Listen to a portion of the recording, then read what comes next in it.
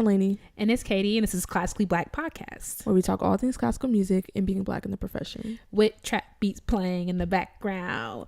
We back like we forgot something, y'all. Oh my goodness. Really extra. Happy New Year. Happy New Year's. This is the first. Shout out to Sierra with the S. Oh my God. I remember Adam, when we're back to him, he posted on Twitter. He's like, someone told him Happy New Year's. So he was like, okay, Happy New Year's. Happiest New Year's. Like, Happy New Year's. Okay, y'all, way in the future. Just 1 year.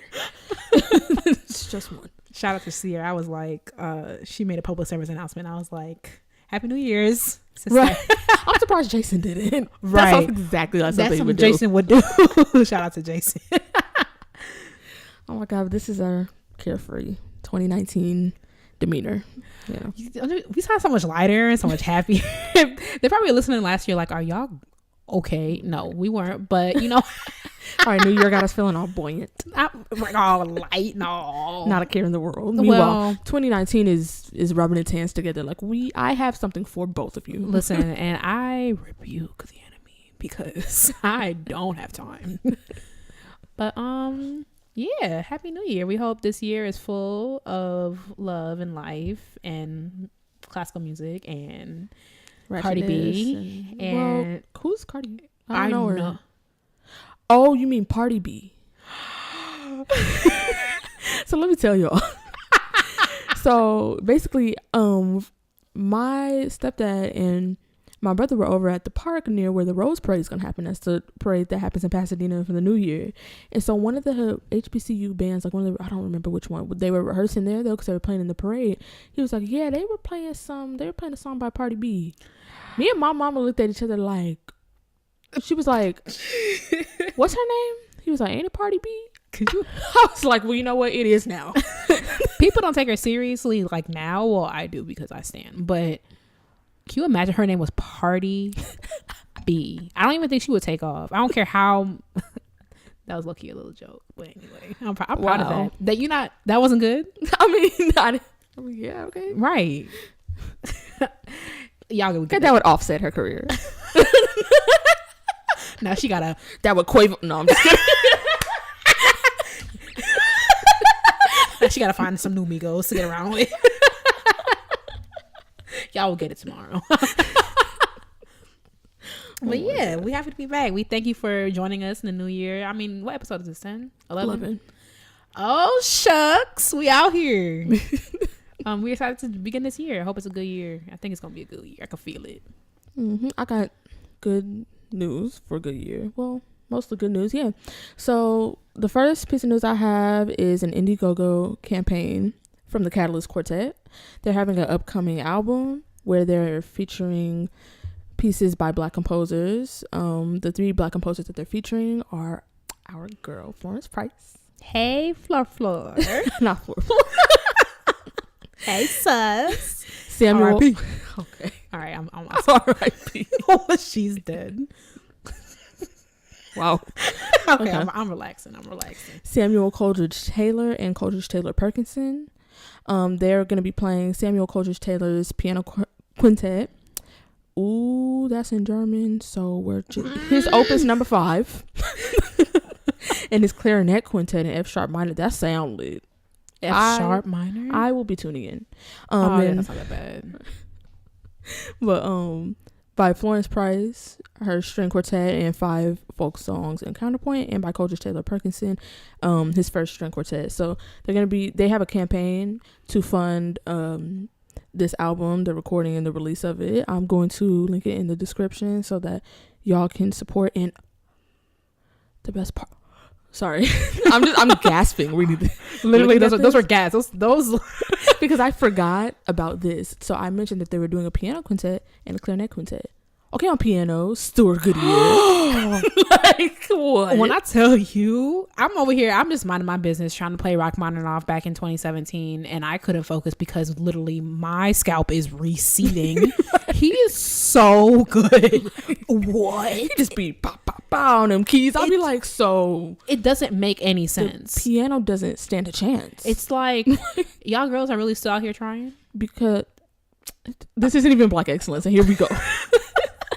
Meanwhile, another giant for the clarinet quintet, they're doing it with Anthony McGill. So principal of New York Phil. This album is going to be so good. So meanwhile, my ears are gonna be melting off because literally I'm not prepared for this. Shout out to the Catalyst Quartet for doing this. This is such a great cause and bringing awareness to wonderful music made by Black composers, with two extremely amazing Black artists, guest artists on the album.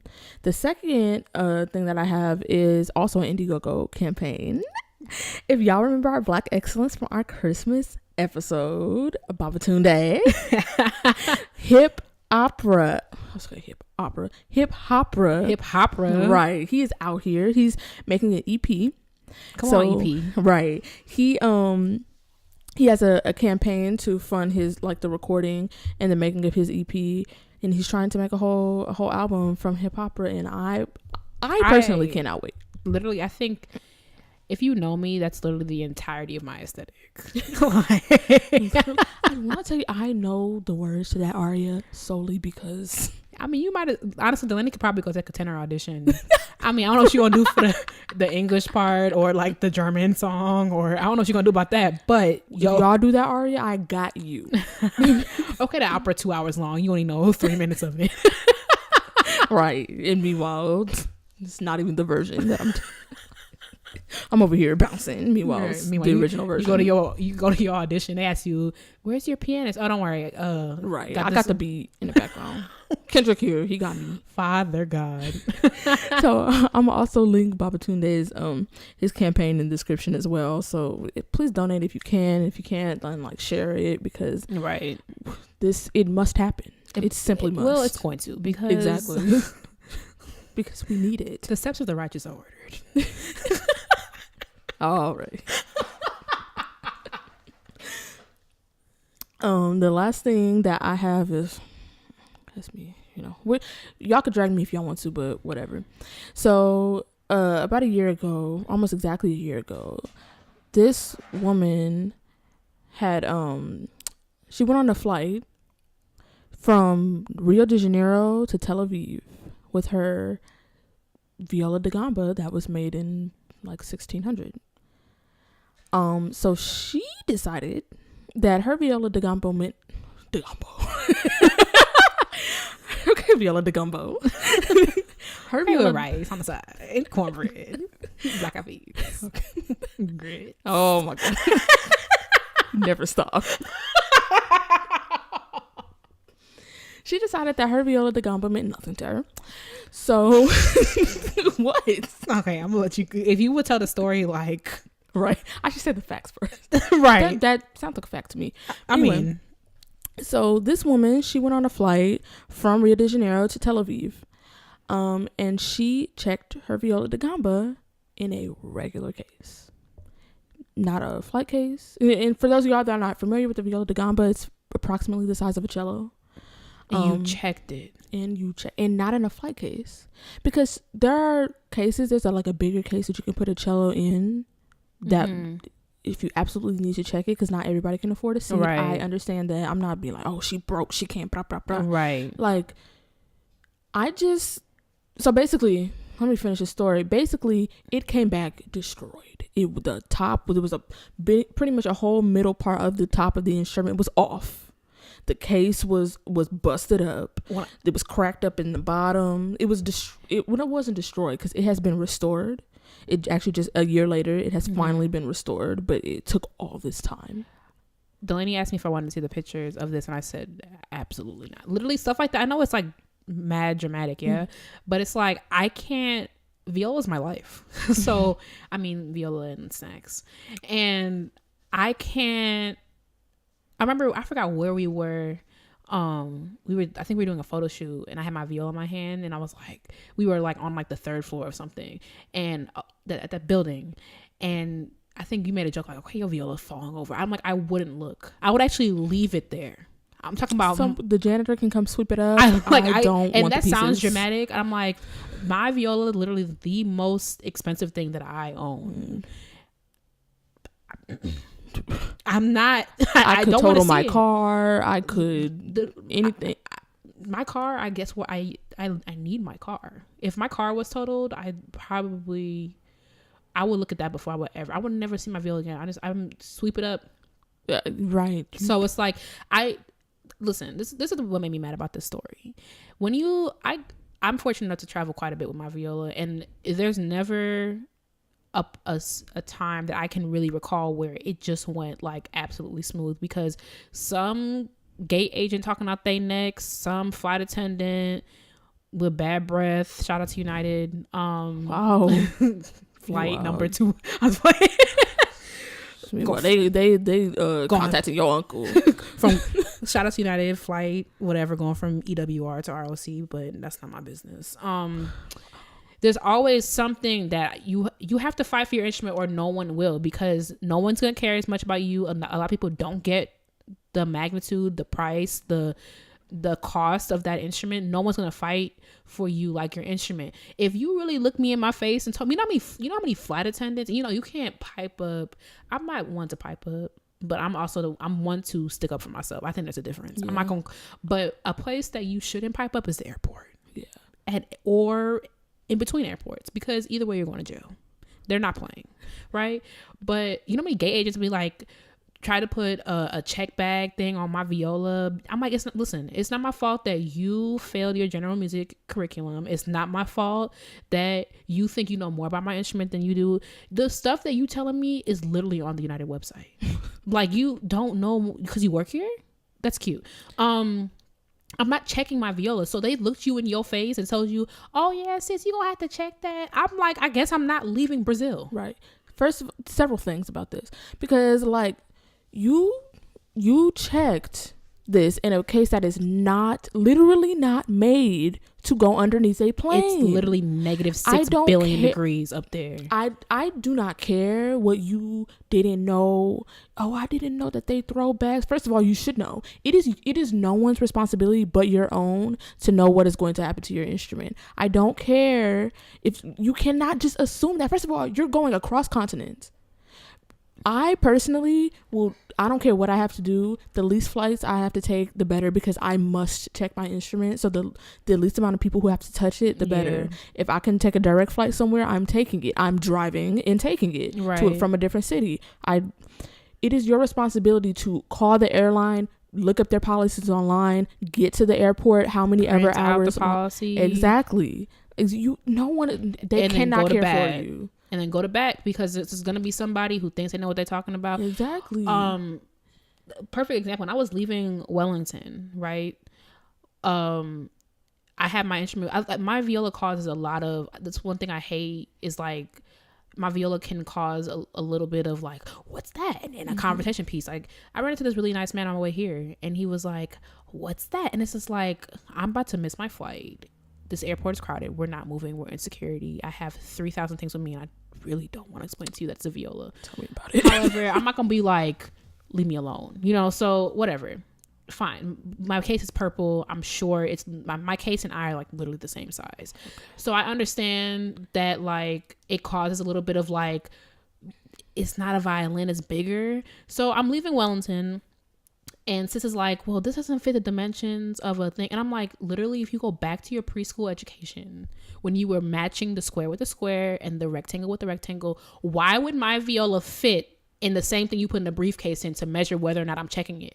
So she's like, I'm going to go get a measuring tape. I'm like, sis, you can get a measuring tape. You can get a ruler. You can get a yardstick. You can get yarn. I'm not checking my viola. So if we staying in New Zealand, what's the move? How do I move here? Am I going to the U.S. Embassy to get my visa? What we doing? I'm not checking my viola. It's negative 3,000 degrees down there. Y'all throw bags, because you should throw the bags, because the bags are heavy. Why would you throw them? They're not going to pick them up and cradle them and place them on they're going to throw them. And even if somebody lies to your face and told you that, you should know, if you're going on multiple flights, you should know that they cannot guarantee what someone is going to do down there. Exactly. They're going to be careful. How do you know? You over here, they down there. It's cold out there. Their backs hurt. They feet hurt. They throwing the bag. It's people in whole other countries that I'm about to go through that are going to have to connect my bag. Like, no one's going to advocate for your instrument like you do. So if something happens to your instrument, then that's on you. I'm like, I ask flight attendants, can you put it in your closet for me? I get on the plane first. I close the thing. Like, you have to advocate for your instrument. So you really going to tell me, and now you don't even have like a cello. You have a viola da gamba, like a sacred instrument. You just going, oh, I'm just going to put it, I'm going to wrap it in this napkin and put it in and check it. Like, what? I don't think that if something happens to somebody's instrument that it's their fault. Like, but this particular person, it was this definitely particular her fault. thing. I'm not talking about like you check your bass and they drop it 3,000 times. It's like now your neck on the ground. Because when I tell you, when my mom said that you could literally feel the tension radiating off of my body when I have to fly with my bass. I just don't want to. Like 8 times out of 10 when I'm flying with my viola, I am stressed. So I can't even, because especially when you're going on a small plane, like I said, my case is kind of weird looking. So it's like, that's not really going to fit in the overhead bin. You know, it's like, I can't even imagine what you go through. I literally I know it's going to sound dramatic to some of y'all who have kids. However, it is the most expensive thing that I own. I dumped my savings account on its head. And right.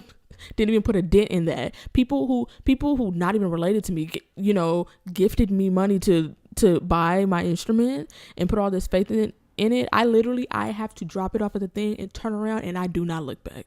I don't want to see. I don't blame you. I don't want to see y'all carry it over to the thing. I don't want to see. I'm not going to. I don't want to see it.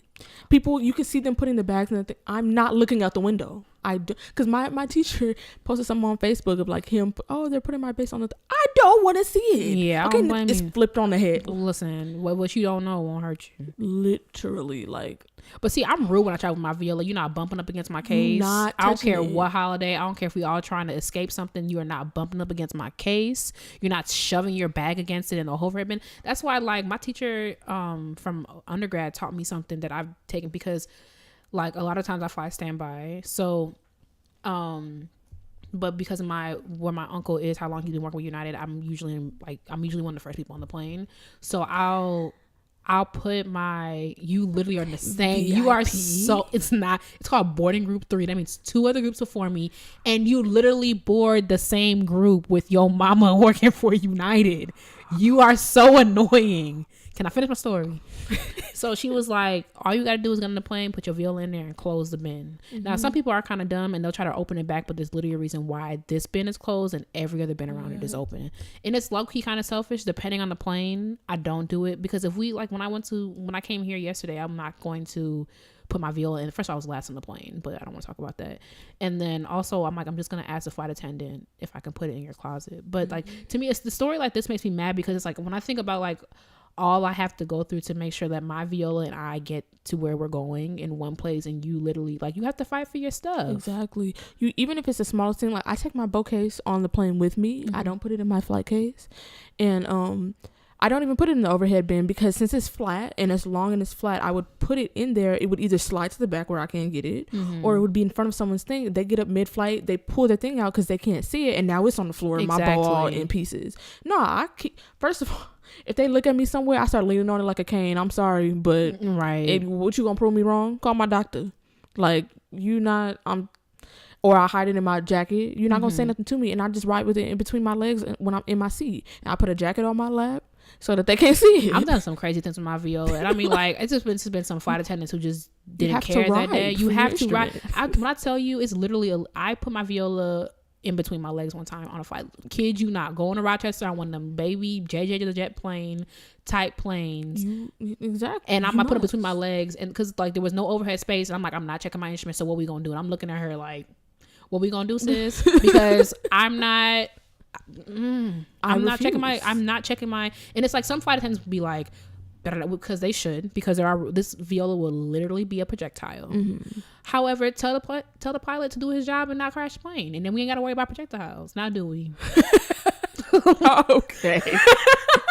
I mean, and people be like, well, maybe they made her, like, if you trying to be the devil's advocate, maybe they made her check it. Blah, blah, blah. First of all, can't nobody make you do nothing that you don't want to do. Exactly. You could have stayed right there. You could have stayed in Brazil. You could have explored other options. I've seen cellists, if money really just not like that, you go to cargo, if you're flying, major airlines have cargo, right? And you can ship it in a bigger box with as much padding as you can fit in there, and at least that would be more. And put fragile stickers on the box, and you can pay. It would still be less than a plane ticket, right? It would still. You have to. You can't just be like, oh, okay. You have to explore other options, like just about a million other things that you could have done to prevent this. So I know airlines be trying us sometimes. However, you played yourself. And also, like, there's a lot of stories about people making musicians check their bags. And I'm like, everyone's different. Not everyone's the type to pipe up. Not everyone's the type to whatever. But listen, like, you have to stand up for yourself or you're going to get played. Like, because nobody cares about your viola. They don't understand. They don't know what the 1600 viola da gamba. They're like, yeah, that's cute anyway. So put your guitar in the thing. Like, I remember even simple stuff like I be dummy dramatic. Even my mom be like, really, Katie? I'm like, hey, mommy. She'd be like, Katie, is it really that? I'm like, even when I go on an Uber, I remember one Uber driver was like, you can't bring that in here. I'm like, why not? And I don't remember. I don't know if it's because I was in some country and I'm like, you know what? I'm not gonna pipe up on this man. So I was like, all right, fine, bet. I also wasn't going far. I think I was on my way to a session at the IVC. It was like an 8-minute Uber ride. So I put my Viol in the trunk. Normally I put up a fight. I don't speak Dutch. I'm not trying to throw hands. So I'm just like, fine. But it's like the trunk is not heated because why are we heating your bananas in your milk when you go to the grocery store? You know what I'm saying? So, I do like stuff like that. I don't even put my viola in the trunk. It's my life. Right. It's my livelihood. You're you know not what I'm saying? Touching on especially because flight cases are huge. Y'all, what's that? Let me poke on it. Let me see what's under here. Can you open it up? One time I did open it because sometimes I open it at the airport just in case if anything's broken, I'm already here. So I can pipe up in the airport, you know? Right. But can you let me see what that do? Ooh, what happens if I pull this? Like which is why I don't put my bass in a flight case without a soft case on over it, because TSA will always open a flight case. They just always do because it's so big. I'm not putting it in without because they'll be like, oh, what this do? What if I turn this? If I bend this that way? Like they take the bass out and they put it in face down. Okay? Right, literally the opposite way. They just slam the thing until it closes. Because you can come for airline employees for not knowing and not, oh, y'all don't know about instruments, y'all should learn, blah, blah, blah. It's not gonna matter who knows what when your instrument is in pieces. Exactly. So you can call them stupid if you want, you could whatever, but they stupid and you ain't got no viola da gamba. So and I mean, like, yes, it's gotta restore, but all that a year. How do you restore it? Okay, from 1600 and it took a year. It was in shambles. How do you have something that valuable in your possession? You do nothing. We're going to link this story in the description. And I'm also going to link a thing from Classic FM called 10 Tips for when you're flying with your instrument. Hello. Right. Be safe out here. And remember, like, even if you're mild-mannered, you don't want to pipe up, whatever, nobody's going to ride for that instrument like you do. Exactly. And it's also, we coming up on audition season. A lot of y'all going to be traveling a lot. Exactly. Like, orchestras are looking to fill seats. So you're going to be doing that. Like, act accordingly. Exactly. Have options, have the rules printed out, have all this stuff together beforehand so that do not let them play you. Because they will be like, because I definitely have been up at the gate and they're not at the gate, but checking my bass and they're like, I don't know the protocol. Well, I do. Exactly. So, and like they always looking for somebody to try. I'm like, they're always looking, how can I? Nah, if the procedure is not the same as the first 47 times I've done this, then I'm not getting on. I'm not leaving it in your possession. We're doing it exactly the way that I've done it before. If you don't know the policy, it's okay because I do. Listen, and it's on the website. Let me tell you something. Like, don't try me. Okay? Like, do not. You see this viola, don't say nothing to me. Let's just, you know what I'm saying? Like you can try me if you want to, but like smoke free if you want it. So literally, do not play me, Katie. First of all, already not the 1, the 2, the 3, or the 4. Like, or the 10, the 76, 3,047. However, whatever the highest number you could think of, we're not that and beyond. Like, and then put our instruments on that as well. It's not happening. You have to wrap it. Like when I was flying to Greensboro and they do small planes, I'm on hold with United. Like, these are the dimensions of my instrument. This is how much it weighs. You need to assure me that I can get on this flight. And I'm at the airport 3 hours ahead of time. Mm-hmm. And good thing I was, because I still almost missed my flight because sis at the thing was acting like she didn't know what she was doing. They don't know what they doing. I mean, like, even when I'm going to another country with my viola, how the degree of which I research depends on like how exotic the airline is. So like if I'm going to Jamaica, with my viola, I'm not gonna put too much thought into it, because I know even though I'm leaving out of Jamaica, I'm flying on United, so it's like whatever. I'm usually with my uncle. Or like, but when I went to New Zealand, even though I caught a little bit of flack when I was coming back from Wellington, I still I had to research, because I'm flying on like Air New Zealand. Like, what is that? And they don't care about no U.S. laws. Exactly. So that one I researched, and then when I caught the flack, I was like, okay, this is fine or whatever. But we made it. Shout out to the other gate agent who was like, let's just measure your stuff so you can just go through, because we're not.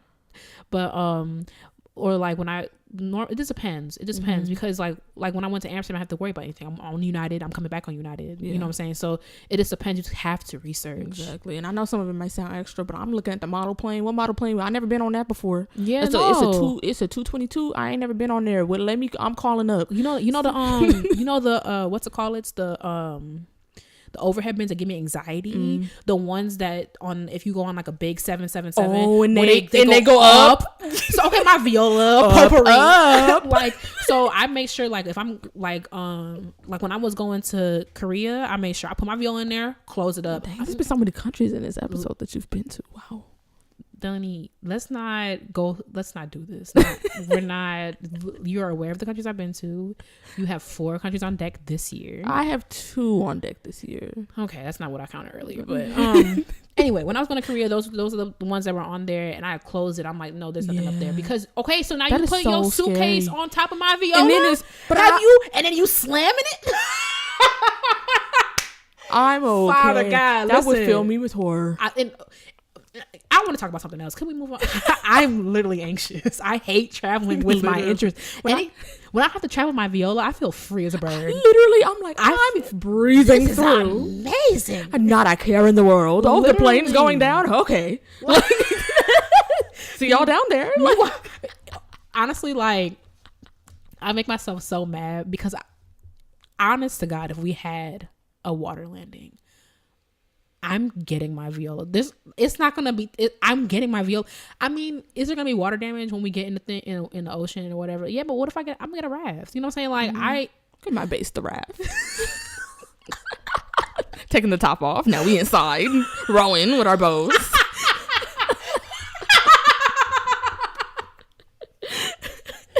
I can't. If there was God forbid I was on a plane that had to make a landing, I'm getting my viola. You're not gonna tell me not to get my viola, especially if we land on dry land. Oh, okay, yeah, we got 10 minutes to the plane blow up. That's fine. It's gonna take me 30 seconds to get my viola from back there. It's gonna be okay, sis. Cause why would I let my viola be firewood if we landed on dry land? That doesn't make sense. I'll get my viola. I'll start running. You know what I'm saying? I don't understand. I'm like, you don't understand. First of all, this is not only the most expensive thing I own, but also my livelihood, the way that I will make all my future money. So where my past money went and where my future money is coming from, and you expect me not to ride for it? And it's also like, okay, you can always get a new viola. First of all, no, y'all can get a new viola. Meanwhile, I almost had to sell my left toe to get this viola, and it's certainly not going to be the last viola I own. So this viola got to go towards next Strad. Can you imagine me with a Strad? Okay, that's working on your Strad. Gonna give us a ratchet. A Strad. Don't give me a Strad. Okay, the maker turning in his grave. Yeah, I'm freestyling Cardi B.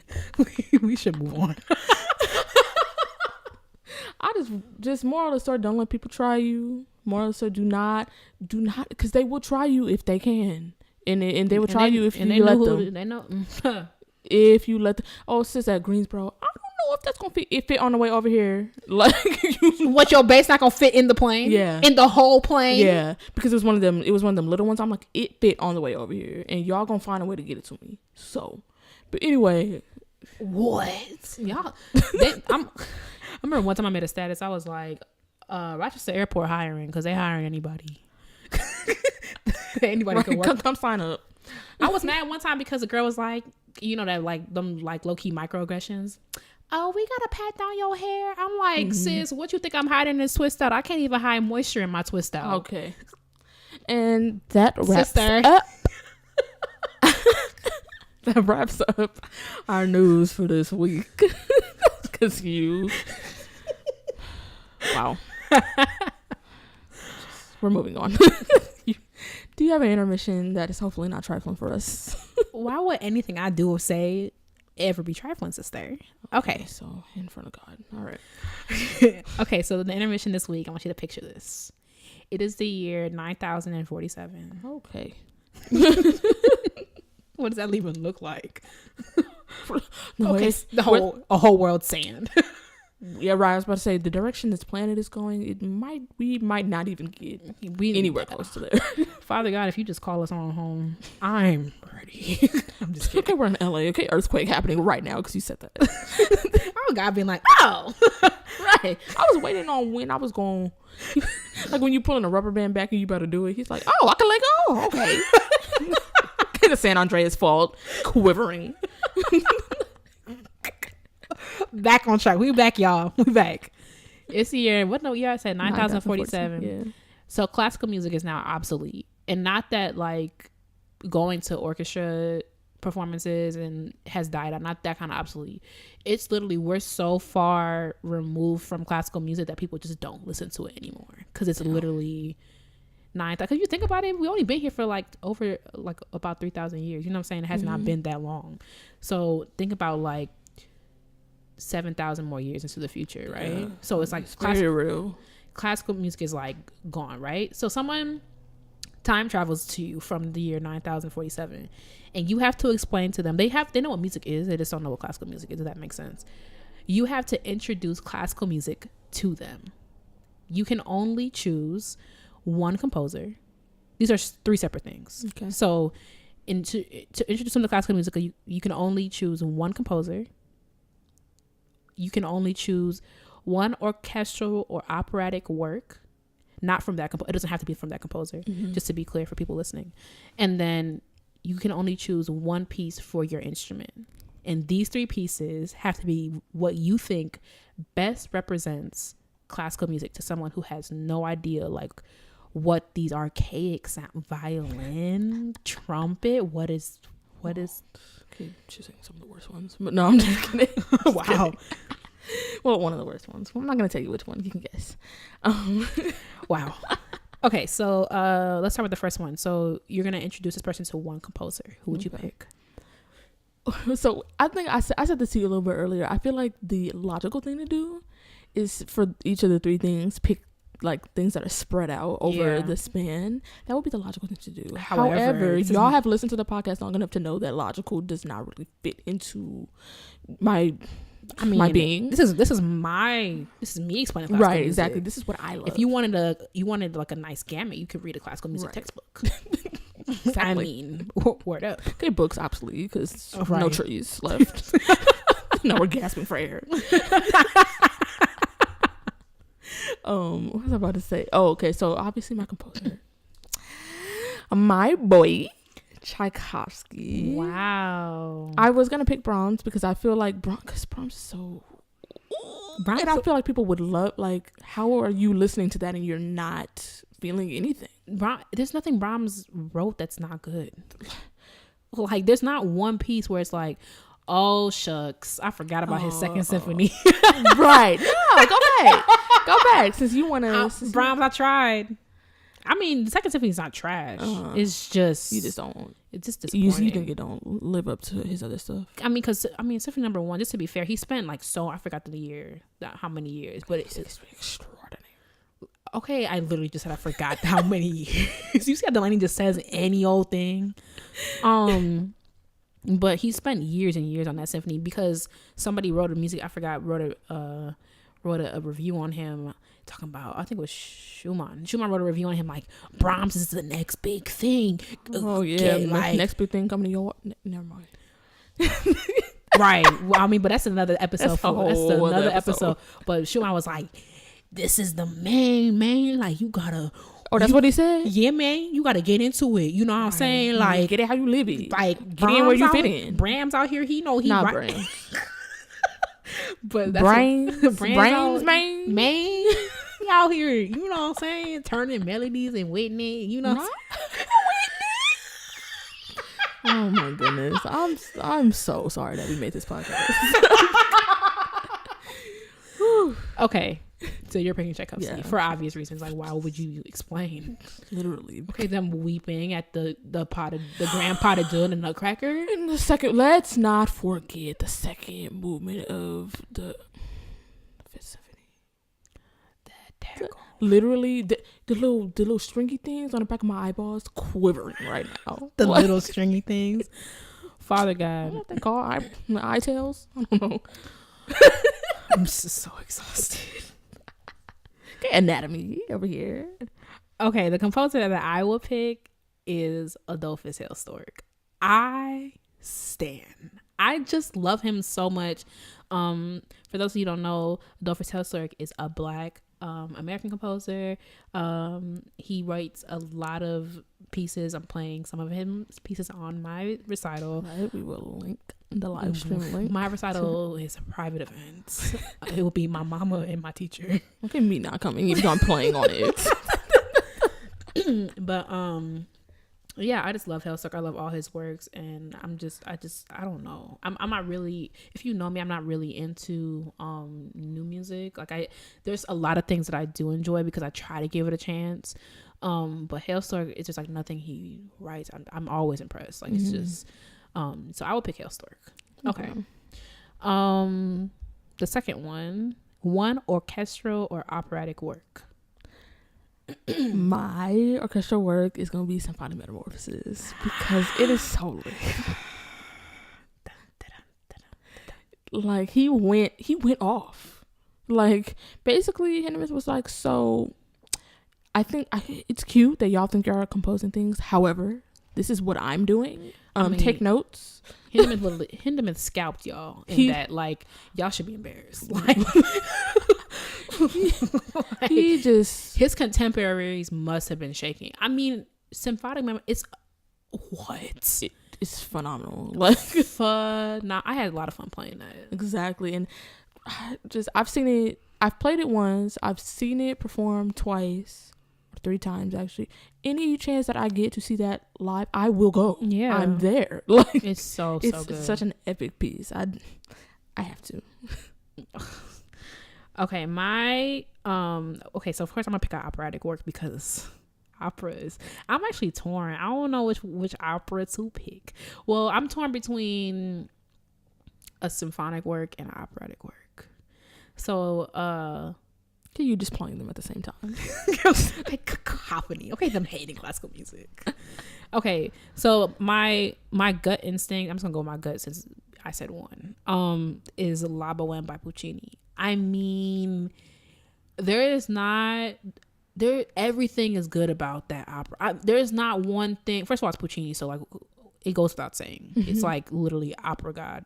And then also it's like the writing is good. Like it's his use of like recurring motifs. Like it's just, you're drawn in from the minute it happens. I mean, like the drama with like Mimi, it's just like so good. It's like one of my favorite operas of all times. You will literally be in tears, and it's just like, I mean, I couldn't think of a better work to explain to someone like, this is classical music. It's dynamic.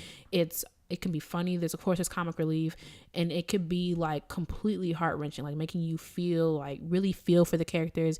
And like I don't know, even if you don't even like opera, which I can't fathom, but okay, go off. It's just an excellent work. Okay, last one, which I'm struggling. You literally have podcasters with like instruments low on the popularity scale. I mean, bass and viola lit because we play, you know what I'm saying? But it's literally like the burnt ends of the string. Besides what? I'm too grown to be defending my instrument. Viola lit because I play it, so I'm too grown for that. That middle school viola suck, like y'all only play half notes. You can miss me with that because meanwhile, that's why. Never mind. I just got passionate for no reason. No one came from you. You fabricated someone coming for you, and then meanwhile, I'm not the type to pipe up. But did I say that? Yeah, I said I'm not the type to pipe up. But you said you're the type to defend yourself. I defend myself, yeah. Right? I'm not the pipe up queen. Okay, half my friends be like, well, I don't pipe up just because. Would you say that? Like, wow, really? Not like hear my voice go all high.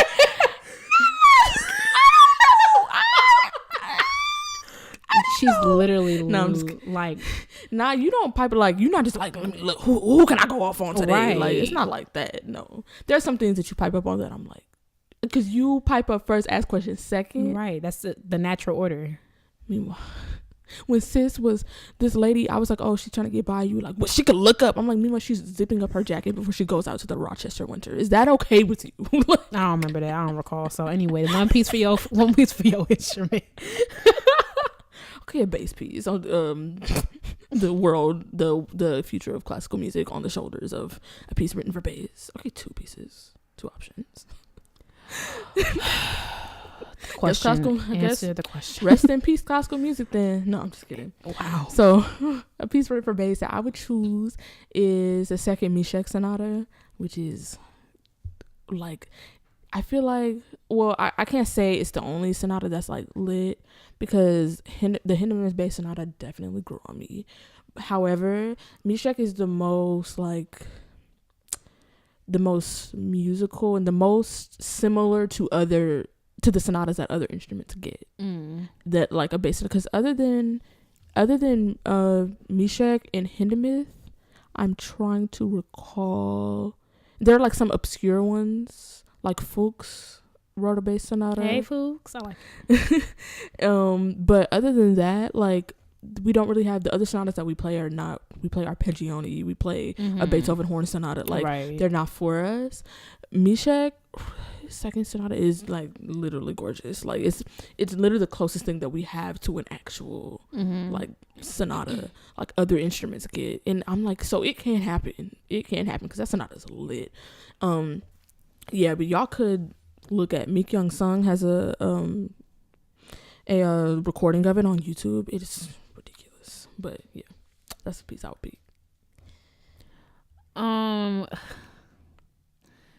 A piece for my instrument. Stop it. Yeah.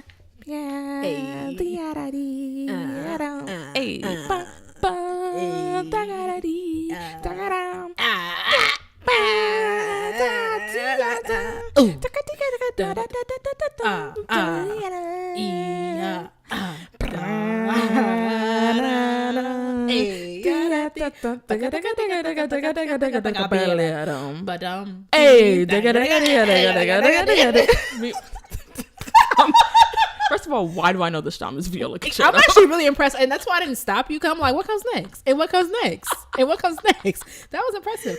But we want people to like the viola, so. Oh wow. Oh, so tell them on. Tell them I'm one of them type of people that think they did you a favor. Dun, dun, dun, dun, na, na, na, na, na. Who asked for that? Okay, I could write me some G major arpeggios too, and we got a little sonata too. Girl, bye. I would have to say the Rebecca Clark sonata. Now, originally, I haven't played Rebecca Clark yet, which is like very disappointing. But like, I can't wait till you do. Like, what an amazing work. It's a huge piece. It was written by a woman. It shows like the viola like in its vastness. Like viola could be huge. It could be like recluse. It could be so many things. And it's like, that's a perfect definition. I wanted to say the Vieux-Temps viola sonata because that junk. Okay, you mean Vieux-Temps? That's not as lit. Like when I listened to it, the first time I'll never forget the first time I heard that sonata. I was like, so this is what you was doing? Like da da da da da da da da da da. I was like, okay then. But no, Rebecca Clark, for sure, like what a gem, what a asset to the viola repertoire. Now, half our sonatas aren't ours, so before you come for me, what about the Brahms E flat? That's not ours. That's the clarinet. What about the arpeggione? First of all, that piece is cursed. I was still gonna play that on my recital. I mean, I would play the arpeggione. I'm just not playing on my recital because I have too many friends that something went wrong and I don't have the time. Piece is cursed. I believe it because my teacher did a interview on a Contrabass Conversations podcast about Dittersdorf concerto. It's cursed for him. So see, like, I would not put nobody's arpeggione on my recital, sister, because now I'm over here now. Your strings all haywire, right? My bow goes all flat like that. You know how it goes, and then. Now my bow inside my FOs. No. No, what happened? What I said, if I wore a wig. And we're moving on. No, we was talking about wigs and I was like, imagine my wig gets tangled in my peg and I go to put my bass down and the whole wig go down with it. I would literally disintegrate and die. Now the whole world done seen your Sealy braids underneath your wig cap. My plaits looking like Felicia. We got to be glued all caked up on you. We play all day. We moving on, y'all. My sister already told me I look like Aunt Jemima. So we are moving on. If you have answers to our intermission, put them in the comments. Or email them to classicallyblackpodcast@gmail.com. And we are moving on. Whew. Okay, so this one, y'all, is a doozy. And just for, if you stand Debussy, which, Father God, I'm praying for you vehemently. Don't really know why you would. You're going to have to skip ahead to the Black Excellence because he's in for a dragging. But we have our next guest on our little series, Trifling Music History. Today we're talking about... trifling with the G. Trifling. Trifling? Did I say trifling? Yeah, you said trifling music history. I'm like, what? I'm trying to make one aspect of this podcast not be right. Literally, we already said Whitney. So. I feel like I already hit my low for the podcast. I'm just trying to make up for it. So today we're talking about Debussy. So... this is a little background about Debussy before we get to the dragging. Debussy is an impressionist composer, if you didn't know. He was born on August 22nd, 1862, and died March 25th, 1918. He's an impressionist composer, which means that a lot of his work is focused on moods and suggestions of atmosphere and emotions. And that's the draw, the allure of Debussy and his contemporaries. Like, Delaney, we're not there yet. We're gonna get there. Just relax. Alluring in the opposite direction. That's the popularity of Debussy, and that's his kind of his call to fame. This idea that his music kind of suggests something, than being like explicit. So Debussy was a piano prodigy, and these talents were recognized very early on. He grew up in extreme poverty, so all of his success is due to a series of recognition from people recognizing his talent, and also some of the personal work that he did on his own. Well, not personal in his emotions, but personal in music. So the biggest thing that happened to him is he was sponsored by Father God, Nadizada Von Meck. We're gonna skip your middle name, sis. And she was a millionaire who kind of took him on as a sponsor, and he would like play with her kids and stuff like that. And then he also won the Grand Prix de Rome, which helped him. Is a huge prize, huge recognition, and all these things made him be able to compose and do stuff like that. So let's get into the tea. So, like I said, he grew up in extreme poverty. So, whatever, like parental issues and stuff like that. So when I told you he was sponsored by Von Meck, and so while he was supposed to be doing his work, okay, and you know, being a good little sponsored kid and trying to get your little coin so you can make a better life, he done fell in love with Blanche. First of all, her name is Blanche. Oh, really? Yeah. So he went away after he won the Grand Prix de Rome, and he was miserable there because, you know, they gave you all this money and gave you all this time to write all this music, like so miserable. But I guess he found it like I to sympathize. I guess I can see how that might be restricting. Like, you just kind of want to write classical music at your own pace, but you literally knew what it was when you signed up for it. But okay. Literally. So when he went back, he fell in love with Blanche Vasnier, who was a singer, and she was married, but whatever. So that don't mean nothing to y'all. Okay. No. So he fell in love with her, and a lot of his early works are inspired by Blanche. So, and just to be clear, like, Debussy was out here, like, just he had a whole bunch of women, like a gaggle of them. It was stored. When I was reading this, I was like, especially, like, not to be rude, because you know what, like, beauty's in the eye of the beholder. I just don't think Debussy was cute, so it's just like, literally, if y'all have ever seen Frankenstein, like, he literally looks like Frankenstein. If you look up young Debussy, like, it's terrifying. It's like, y'all, listen, in 2018 we're gonna do better, okay, y'all? Like, but you know what? Maybe prescriptions wasn't so good back then, so they was like, you know, they was just looking at people and seeing blobs or whatever. That could be it. You know, optometry probably wasn't what it is today, so, you know, they could have been seeing whatever. Okay. So after he was tired of Blanche, which, you know, this is a frequent story. This is a frequent storyline for Debussy. Literally.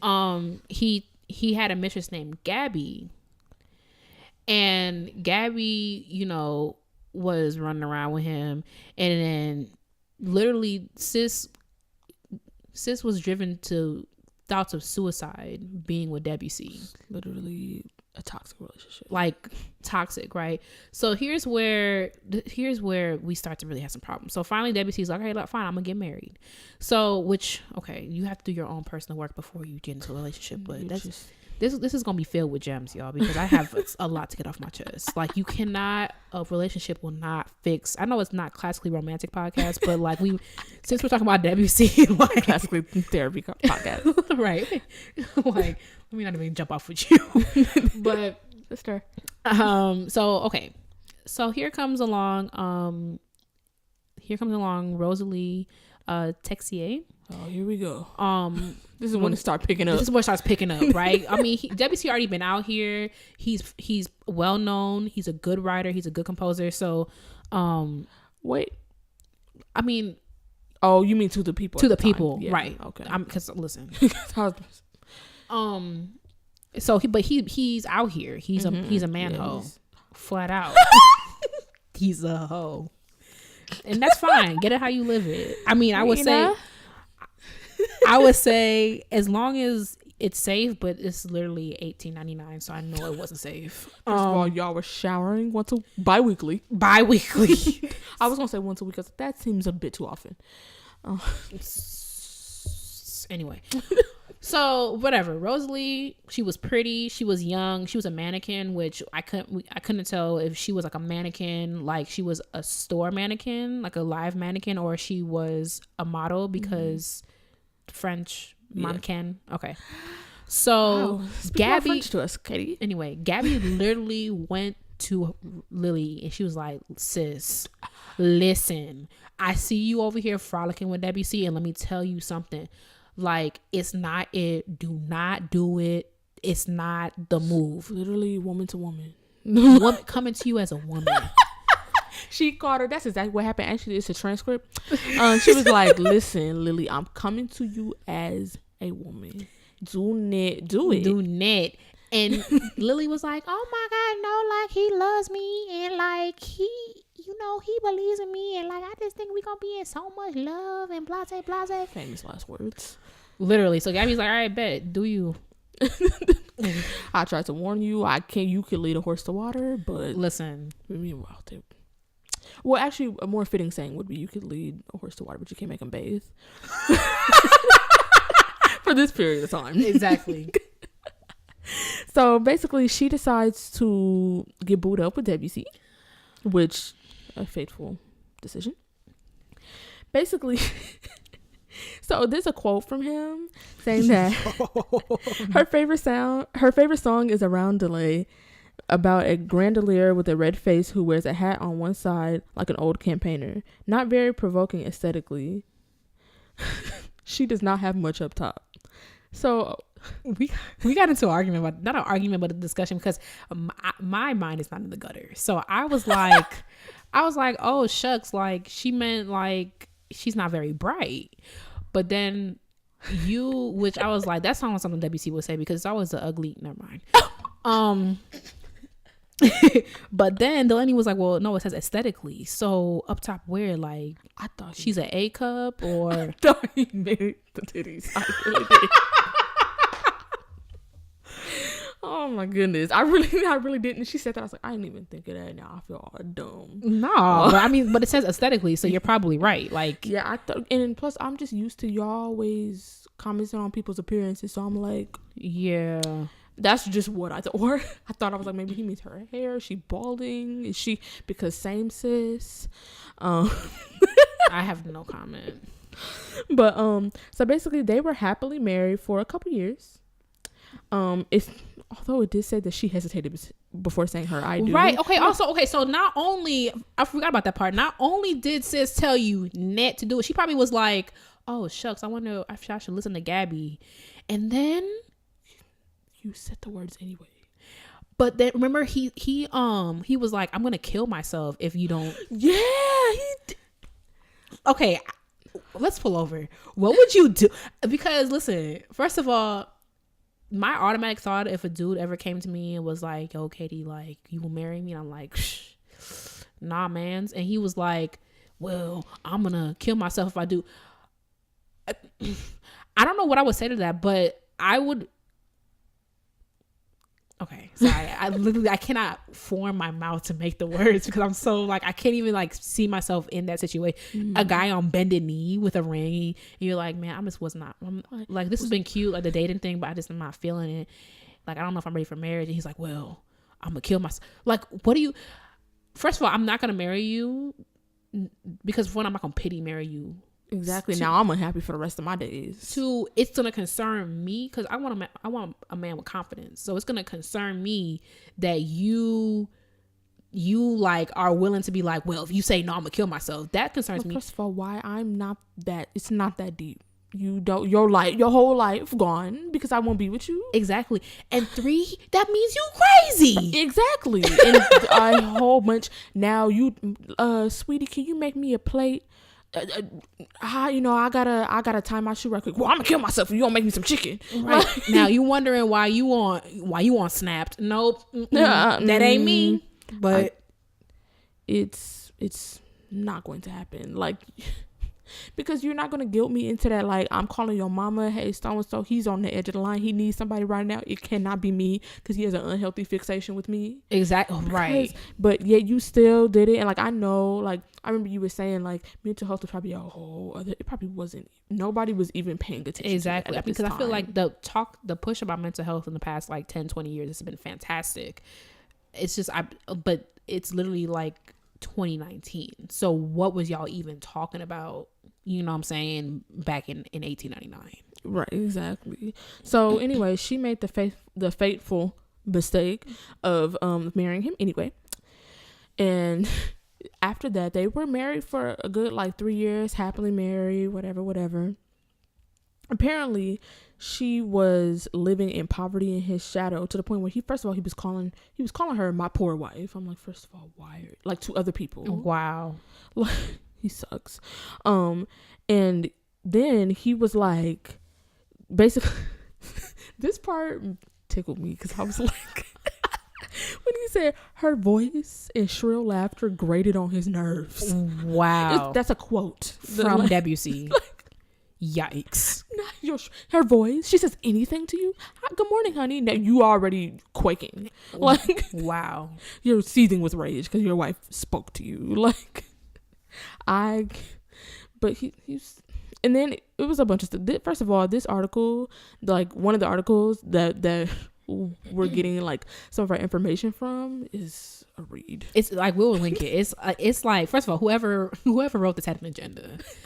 But so, as you can imagine, the first 3 years of marriage were good, and then it started to go downhill, like Delaney said, with all the whatever. So on the night before their 5th wedding anniversary, Lily was like, Lily took a gun to her, like killed it, like attempted to kill herself because she was like, I can't,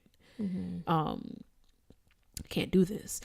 And Mrs., which I'm curious. How do you aim for your face and hit below your titty? That's literally 2 feet.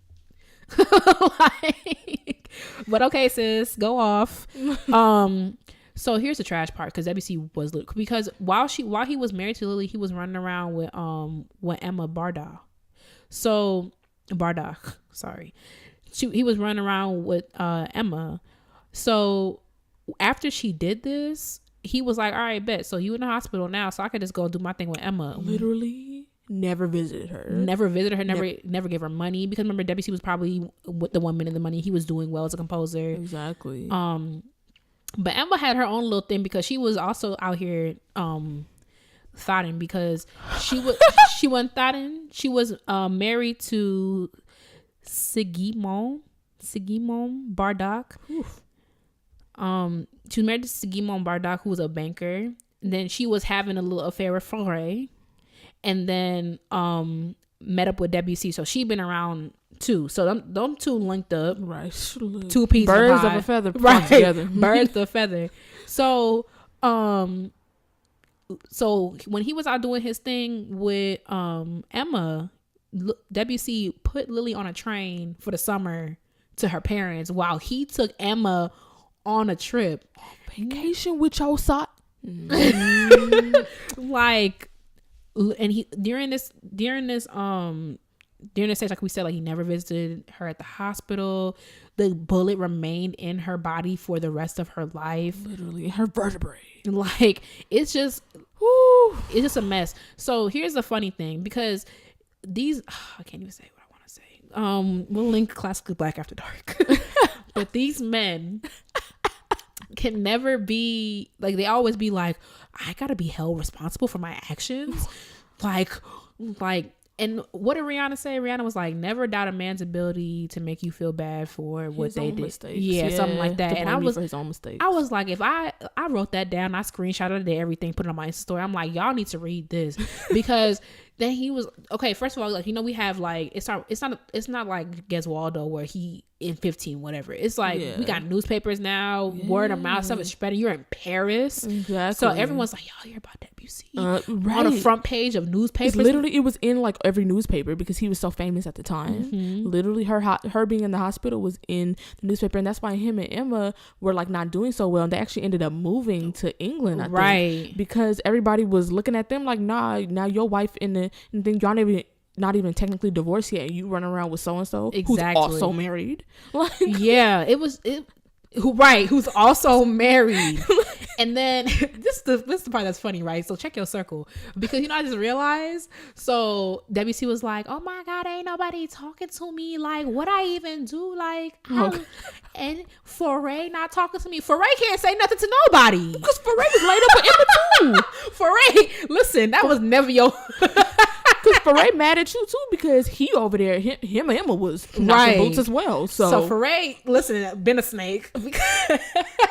He's like, Fauré not talking to me. I'm like, you need to go ask Fauré what he was doing with Emma, the girl you booed up with in England. Exactly. But of course, whatever starts a mess ends a mess, because Emma and Debussy didn't work out. Surprise, surprise. Right. They had a kid together, And she it was like, it said that even though he had so many women in his life, that the only person that he was like able to give selfless love to was his daughter. I'm like, meanwhile you would not want anybody treating your daughter the way you treated all of these women. You would be saying that again. Rage. I don't understand men like who I'm not, you know what I'm saying, I ain't shaming nobody. I'm saying, like, if you want to do what you want to do and it's safe, like I have my own notes to play in tune and my business to mind. You know what I'm saying? But I'm just saying, like, y'all out here doing this and that, like, you have a daughter. Literally. You have a daughter.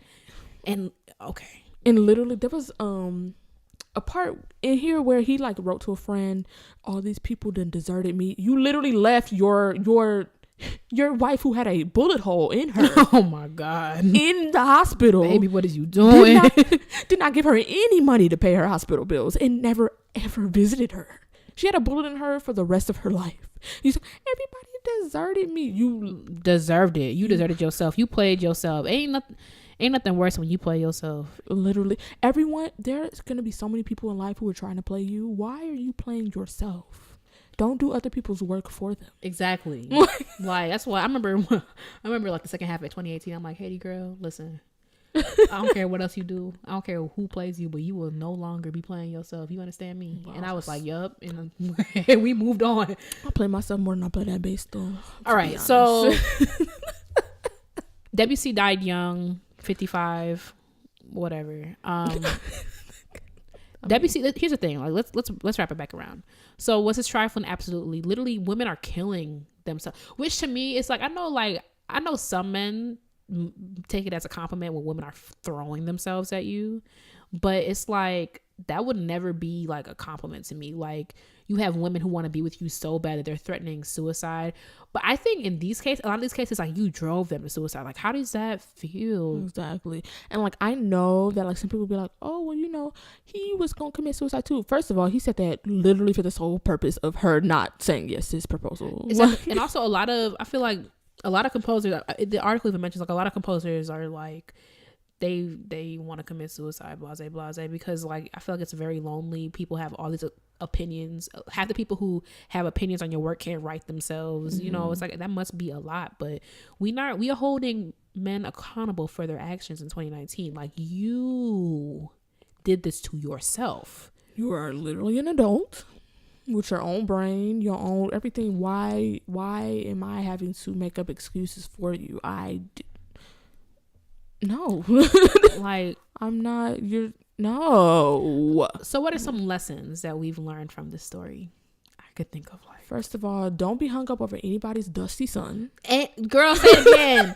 Y'all over here impressed about someone's dusty son. Like, what? Who is probably his mama still got to text him every Friday. Did you wash your booty this week?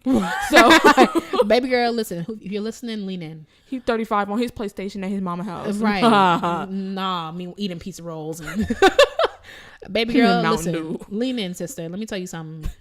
You don't need him.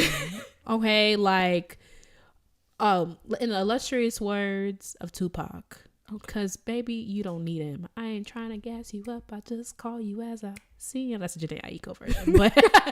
But it's like, half the time you are overqualified for this man. I can guarantee you are overqualified for him. Like, there is no reason for you to be strung out looking dumb over somebody's son. It's just, don't do it. I think that's the main thing.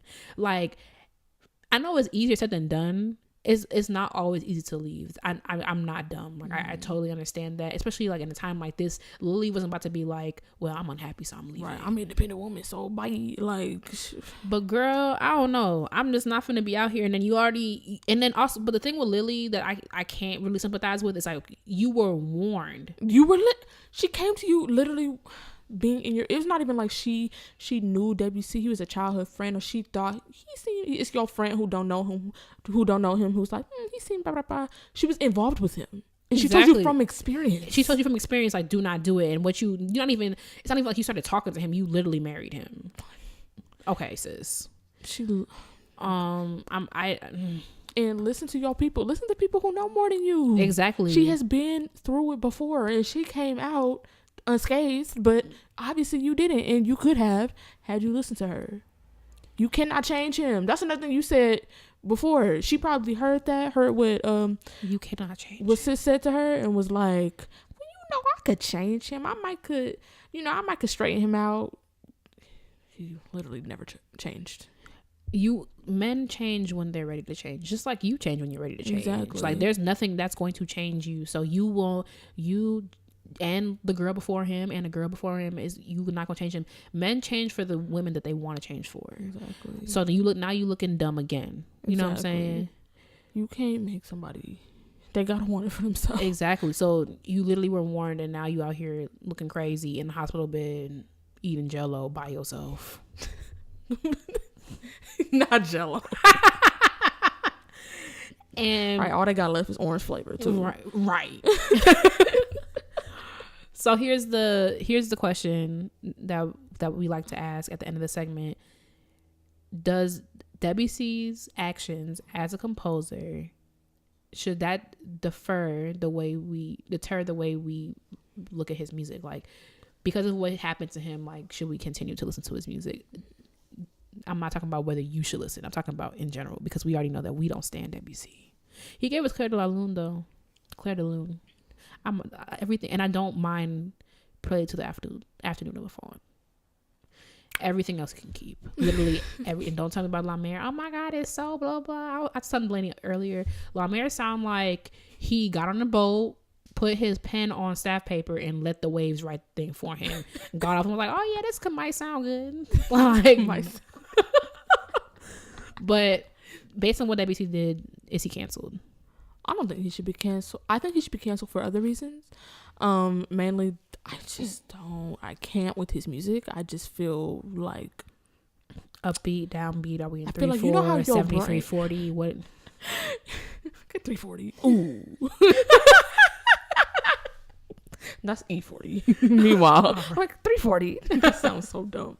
Anyway, what I feel when I listen to Debussy, you know how your brain all raveled up like that? It's getting unraveled. Like, that's what Debussy sounds like to me. You suck. Why? But honestly, I think if you like Debussy, and like, I don't think this is enough, because there's a lot of, like, he was trash. And I'm not going to be like, oh, he had a such and such childhood, because it's been you. I have no comment. I mean, like, I know they probably wasn't coping in the healthiest of ways. However, it's not, that don't give you a free pass to just do whatever you want. And second of all, like, also Lily was low-key crazy for trying to kill herself as well. Like, right. I don't want to use that. I won't throw that word around. I feel bad, but like, it's not, the situation was bad on both sides, although he was worse. But I don't think that, like, if you like Debussy and you want to program him, you should not, because of that. Like, because, I mean, you might also be in the same boat as him because you like Debussy. Why? But I would have to agree that first of all, I just don't think in this case, all this stuff that was happening was Debussy's personal business. He wants to be out here. He got tired of one woman, so he went to another. Like, I feel like that when we're talking about Gesualdo, you shooting people and doing all type of triple different murder. Like, we're talking about Debussy, like, he was out here because he wanted to be around, and I mean, like, that's none of my business. Like, I don't think it's enough to cancel Debussy.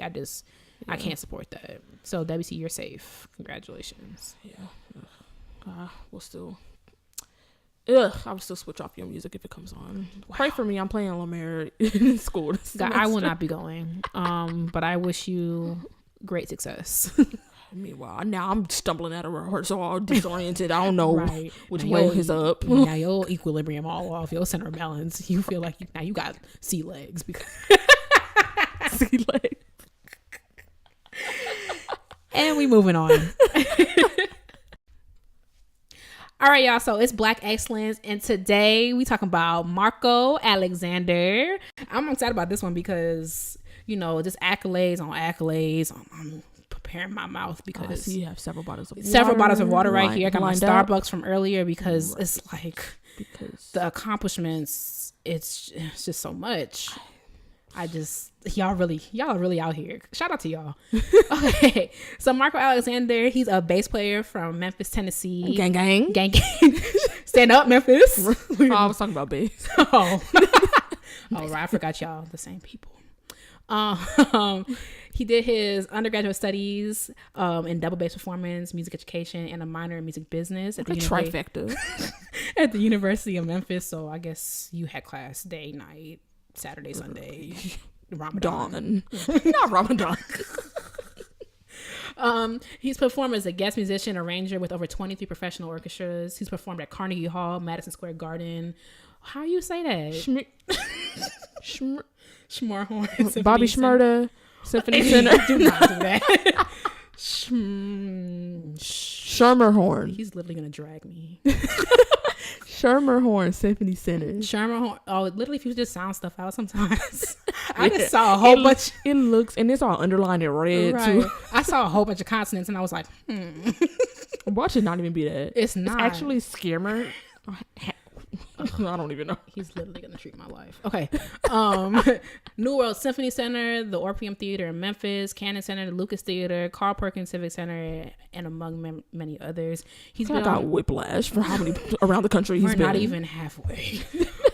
He's been on a national tour with Lion King, Disney's Fantasy Orchestras, and Chicago. He's performed in Germany, Canada, Czech Republic, and Hong Kong. You and Marco have a lot in common because he's always. I'm gonna keep going. He's always just like Marco out and about. Yes, Marco's out here. I literally stay in the house. You were just talking about being in New Zealand and Korea. Okay, all spread out. Meanwhile, Marco's always on the go.